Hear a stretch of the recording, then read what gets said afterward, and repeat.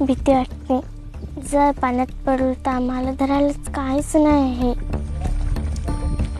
प्लॅस्टिकच्या पाईपला दोरीने बांधून बनवलेल्या तराफ्यावर शाळेत जाण्यासाठी प्रवास करणारी ही मुलं ठाणे जिल्ह्यातल्या शहापूरमधली आहेत.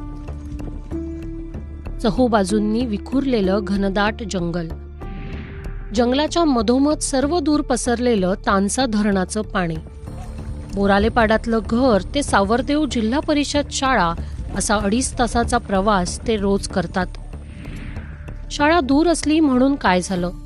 4थीत शिकणारे कृतिका कैलास आणि 5वीतली सोनाली या 3 विद्यार्थ्यांना शाळा बुडवायची नाहीये, म्हणून खोल पाण्यातून प्रवास करत जीव मुठीत घेऊन ते पलीकडच्या काठावर पोहोचतात. आम्हाला शाळा शिकायची आहे म्हणून आम्ही येतो. इथे तलाव आहे, तलाव वाचून आम्ही तराफ्यावर येतो. तर तराफा जर हिलला तर आम्ही पडू. आम्हाला पकडायला काहीच नाही. आम्ही जर पडलो तर बुडू. तानसा हे 100 वर्षांपूर्वीचं ब्रिटिशकालीन धरण आहे. इथल्या डोंगर दऱ्यात आदिवासी शेकडो वर्षांपासून राहत आहेत. या आदिवासी विद्यार्थ्यांची शाळा दुसऱ्या मार्गानं गेलं तर तिथं रस्ताच नाही, त्यामुळे वाहतुकीची व्यवस्थाही नाही.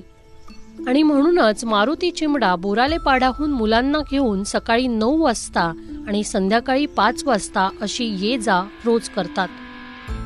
आपली मुलं शिकावीत म्हणून मारुती चिमडा यांनी घरच्या घरी हा तराफा बनवला. या खोल पाण्यातला खडतर प्रवास हा मारुती यांच्यासाठी जगण्यासाठीच्या संघर्षाचा भाग आहे. भीती वाटते ना. आता पोरं आहेत 2-3 जोडीला, म्हणजे भीती वाटते. एखाद पाली जर बाय चान्स मध्ये पलटला तापा, एकाला धरू का दुसऱ्याला धरायचं असं पण होतं ना.